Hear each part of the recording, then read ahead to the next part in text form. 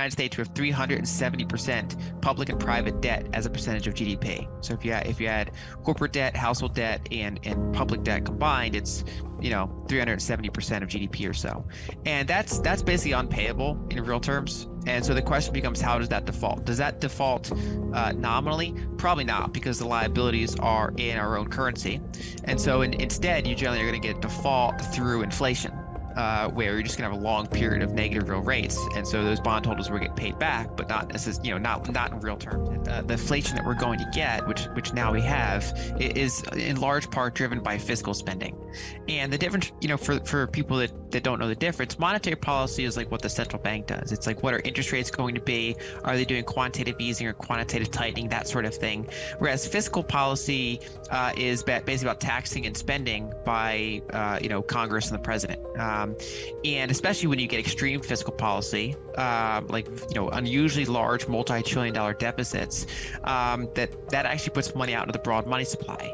And so if you look back at, say, the 2008 crisis, for example, there was a large monetary response. So we saw the base money go up quite a bit, but most of that just stayed in the banking system. It didn't actually really circulate to the general public. It's not like you and me got checks sent to us that we can then use to buy things, right? So it's not like people had more purchasing power. There was not a realistic version of more money chasing same goods. Whereas what we saw in the 2020 response was, in addition to the monetary response, we also had things like helicopter money, PPP loans that turn into grants, basically just tax cuts that are not offset by anything else. And so that was a large injection directly to people's bank accounts in different ways. We also saw corporate bailouts, for example. And so in that type of environment, you actually have a broad money supply increase. There's actually more money that people can control chasing the same number of goods and services. And of course, the monetary policy is still relevant because they're printing money to buy the bonds that is enabling the fiscal expenditure. Because if they tried to just issue trillions of dollars of bonds, they'd have problems with liquidity. Like, there wouldn't be enough buyers showing up to buy those treasuries.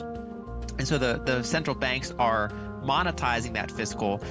So it's really that blend of monetary policy and fiscal together, as well as, of course, real world constraints that we've run into, right? So the fact that we had underinvested in, kind of physical goods, like, oil capex and things like that for a few years was also the supply side of this whole inflation thing.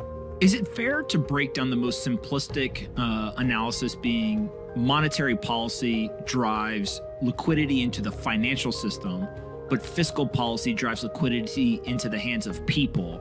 And because we got both in 2020, the monetary policy drove the asset bubble and the fiscal policy drove the inflation. So kind of all items went up in price. Some of them were investment assets, some of them were consumer goods and services. Is that a way to break it down? Or could the fiscal policy actually have also had an impact on the asset prices going up as well? I think you described it well, but I would say that fiscal impacts both. So I think that monetary policy, specifically QE, putting liquidity into the system, is generally pretty good for financial assets, whereas fiscal policy is basically consumer price inflation, as well as because that consumer price inflation is resulting in more revenue and things like that for various businesses, at least in nominal terms. It's also generally good for asset prices in nominal terms. Whether it's in real terms is another story. And a good example of this is Japan, because if you look at their QE, I mean, they did more QE as a percentage of their GDP than like any other major country. I mean, they have, their balance sheet's over 100% of their GDP, whereas the United States, it's like, under 40%. And it looks like a Weimar chart if you look at their base money, but because it wasn't combined with huge fiscal expenditures, I mean, their broad money supply actually went up pretty slowly this whole time. And if you look at Japan, so they're well known for like their 30-year bear market, where their equities are still literally like cheaper than they were in the beginning of the 90s. But that wasn't like a sideways market. I mean, you had a couple decades of downturn, and then starting around 2012, Japan actually had a pretty strong equity bull market. It was like one of the, outside of the US, it was one of the better performing equity markets over the past decade. And that's specifically when their QE started really ramping up in 2012. They started printing a ton of money in 2012. They never really stopped. And that included for them, unlike the Fed, buying equities. And so if you look at Japanese equities from 2012 and you look at their QE from 2012, there's a pretty strong correlation with that being very good for their equity market. But it wasn't consumer price inflationary for Japan because, again, it wasn't combined with things like helicopter money or things like that. When most people look at high inflation in the United States, like we're experiencing now, they point to the 1970s. Your analysis for a while now has been rooted in not comparing current environment to 1970s, but rather the 1940s. Can you elaborate a little bit on what was going on in the 40s that makes it a much more attractive comparison in your mind?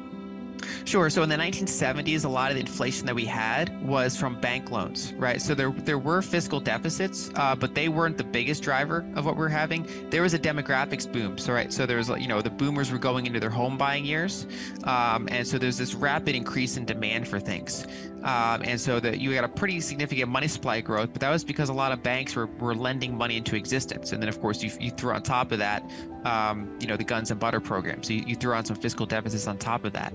And that was combined with the fact that the key similarity to the 70s is that we had an energy supply problem. So U.S. oil production peaked in 1970 after like 100 years of like constantly going up, and so we became more reliant on the Middle East. And so we obviously had some geopolitical turmoils with that and trouble getting the oil supply we need up against a time of very huge demand that was largely demographics and bank loan driven. Whereas if you go back to the 40s, the reason that's more similar is because that inflation was not driven by bank lending. Banks weren't really lending a ton during that era. Instead, that was driven by massive fiscal expenditures. And so, the 1930s, were a lot like the 2010s in the sense that, the 1929 crash and the 2008 crash were pretty similar. You had a gigantic private debt bubble blowing up. Then you had this long period of stagnation, rising populism, kind of just rising economic fragility. And then in the 1940s, they were hit with an external shock. Basically, a lot of that populism had spread around the world. You got these wars started to materialize, and so they had to do, they did large fiscal expenditures, and a lot of that was in the domestic economy. And they were building, manufacturing facilities. They were hiring people.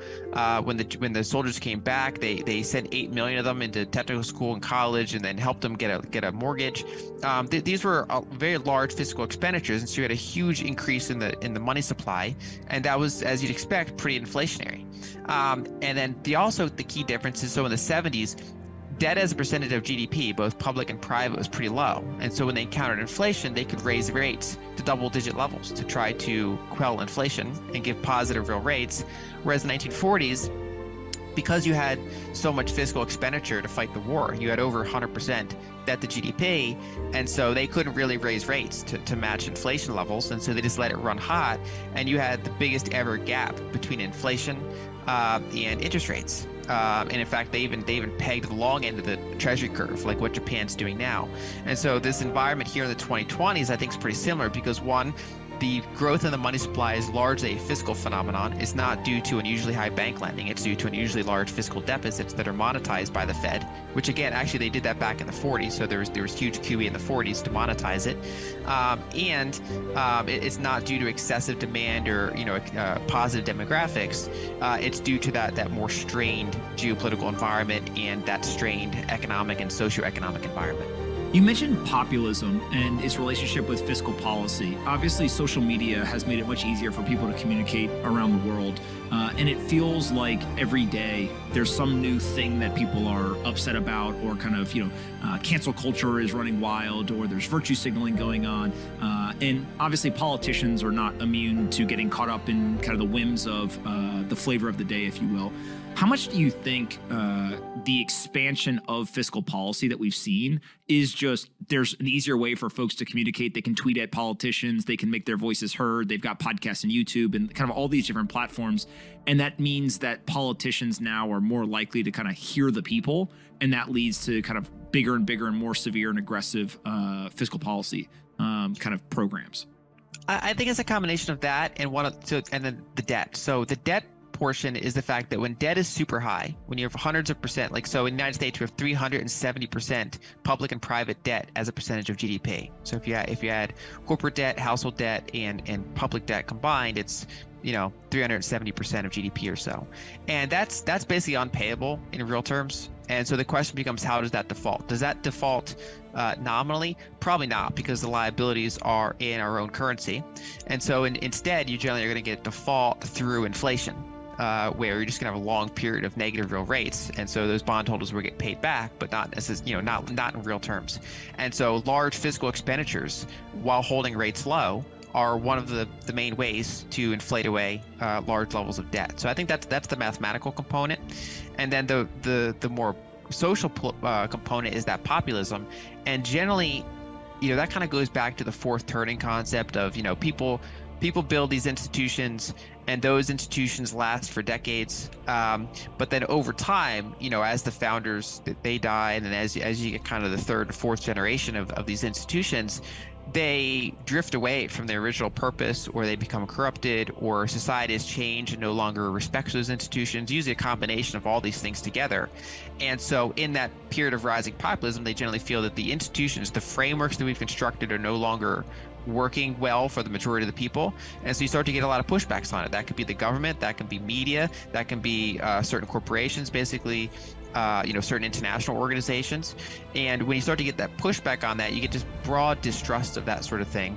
And you have just kind of like that very fragile system from how much debt's there. And so I think in that, when they're hit by an external shock, I think they err on the side of basically money printing, because in their mind, it's better than debt collapse. And so generally, when you get the end of a long-term debt cycle like we're at now, it tends to die in fire rather than ice, meaning that you tend to err on the side of high inflation rather than deflationary collapse.